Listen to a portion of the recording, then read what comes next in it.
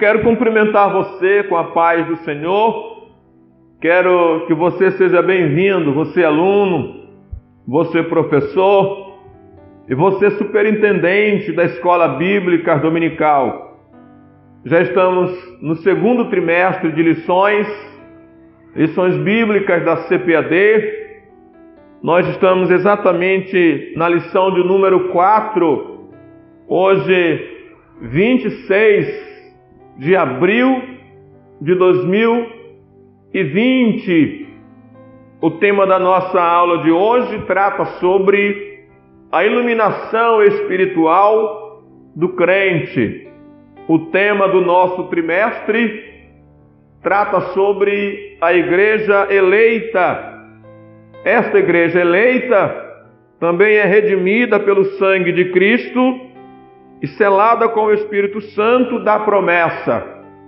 O comentarista da nossa lição desse segundo trimestre de 2020 é o pastor Douglas Batista.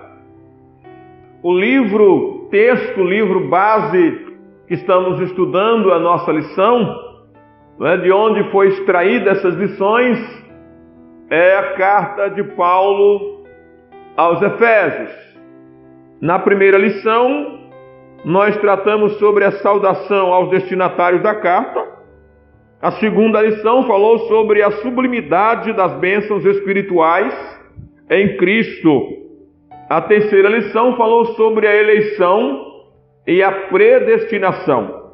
E a lição de hoje, que é a lição de número 4, vai tratar sobre a iluminação espiritual do crente. O nosso texto áureo da nossa lição, você pode acompanhar aqui comigo no nosso quadro aqui ao lado. Abra comigo aí a lição. Diz-nos assim o texto áureo: para que o Deus de nosso Senhor Jesus Cristo, o Pai da glória, vos dê em seu conhecimento espírito de sabedoria e de revelação. Efésios capítulo 1, versículo 17. Acompanhe também comigo a verdade prática.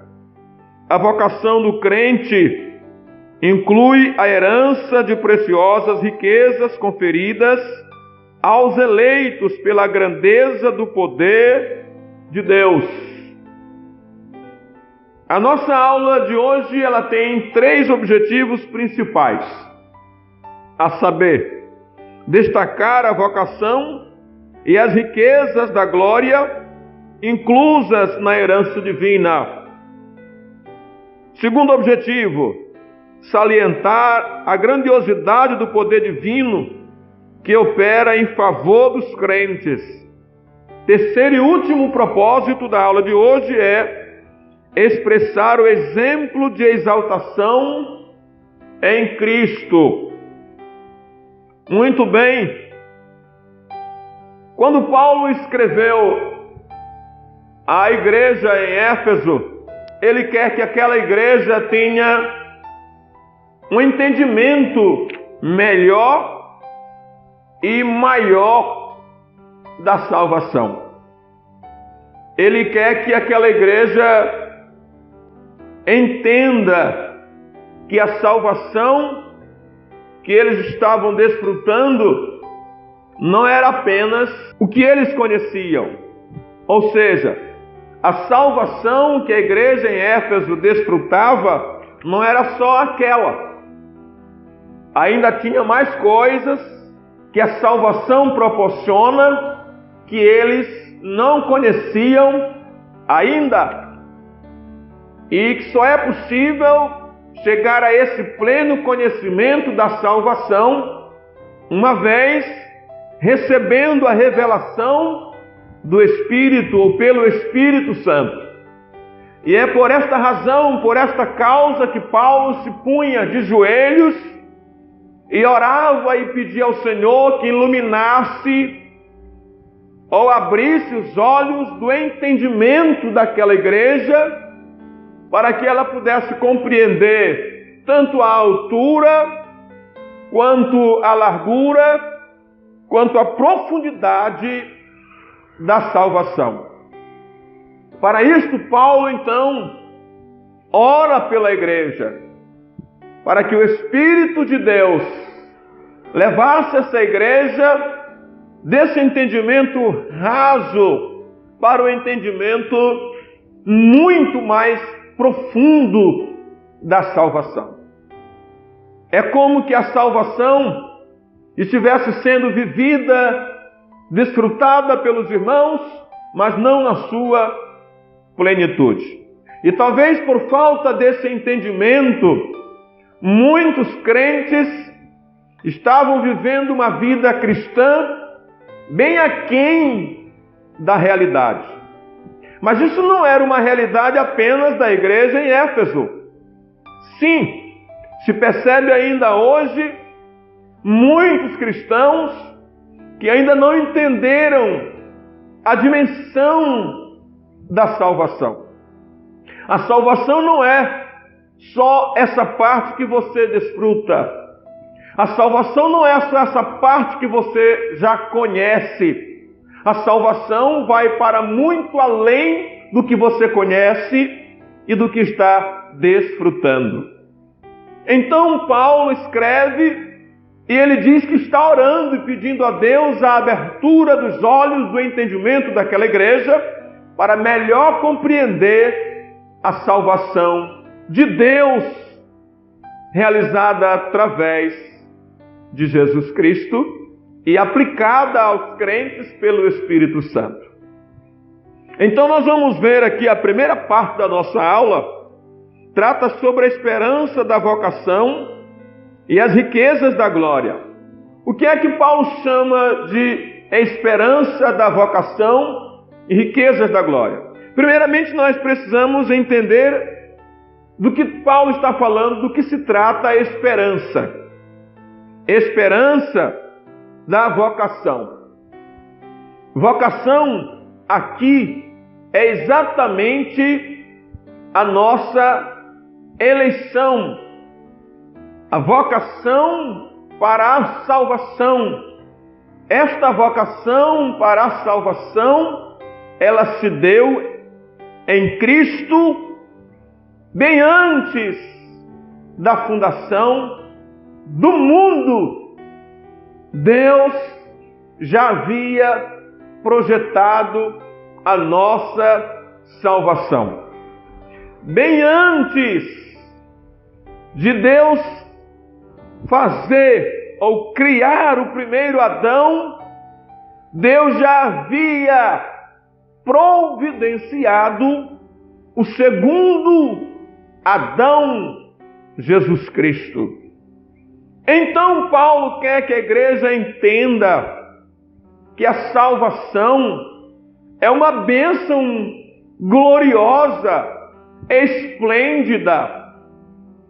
Paulo deseja que aquela igreja tenha esperança, que aquela igreja celebre a salvação, viva a salvação, não apenas na perspectiva do tempo presente, como se a salvação fosse válida apenas para hoje, mas a nossa salvação hoje, ela cresce. É uma salvação que vai se desenvolvendo a cada dia, na proporção que nós vamos conhecendo a nossa própria salvação, a gente percebe que essa salvação se desenvolve. Por isso é que nós, quanto ao passado, nós fomos salvos. No presente, nós somos salvos. Quanto ao futuro, nós seremos salvos. Percebam os 3 tempos da salvação: passado, presente, futuro. Nós fomos, nós somos e nós seremos. A salvação nos proporciona riquezas. E é isso que Paulo quer que aquela igreja desfrute, as riquezas proporcionadas pela salvação. Conta-se que uma grande milionária nos Estados Unidos, no século XIX, chamada Ethel Green, ela era rica, mas vivia como se fosse pobre.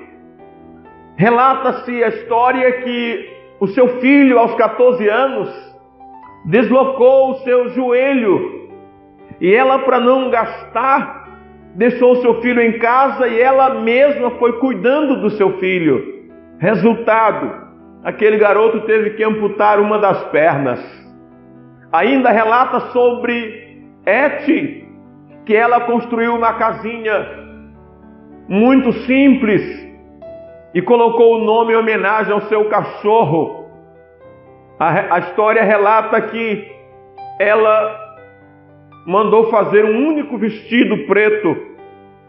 E esse vestido ela usou por toda a sua vida. E quando mandava lavar, lavava apenas as barras do vestido para não gastar o seu dinheiro. Quando Eti morre, ela deixa uma fortuna de 200 milhões de dólares. Era rica, mas não desfrutou nada da sua riqueza. O que Paulo está escrevendo a esta igreja, e que serve a igreja de Cristo nos dias atuais, é que essa igreja desfrute de toda a riqueza que a salvação proporciona. E eu diria o seguinte, para que a gente possa entender essa lição dentro de um vídeo de apenas uns 10 minutos. Digamos que a salvação seja um prédio de 100 andares e você está com 90 anos de crente. Em que andar você está? Eu te digo, pela dimensão da salvação, por tudo que ela tem a oferecer, você permanece ainda no portão do primeiro andar. Se a salvação for considerada uma casa, você não conhece todos os cômodos. Se você comparar a salvação a um guarda-roupa, você não usou todas as peças ainda. Se você considerar a salvação a uma cidade, você não andou em todas as suas ruas. De modo que Paulo quer que nós tenhamos entendimento de que a salvação traz riquezas. E que tem muitos salvos que são ricos, mas vivem como se fossem mendigos. Não! Paulo quer que nós tenhamos entendimento dessa salvação. Você, salvo em Cristo Jesus, tem a liberdade de ter o céu em sua casa. Sim, você salvo, você pode agora possuir todos os dons espirituais. Você salvo, você pode ter o fruto do Espírito Santo. Você salvo, você pode ter a alegria e desfrutar da alegria, do gozo da salvação. Você salvo, você pode ter a comunhão mais estreita e mais íntima que você quiser ter com Deus. Sim, essas bênçãos da salvação, elas precisam ser conhecidas para que sejam desfrutadas.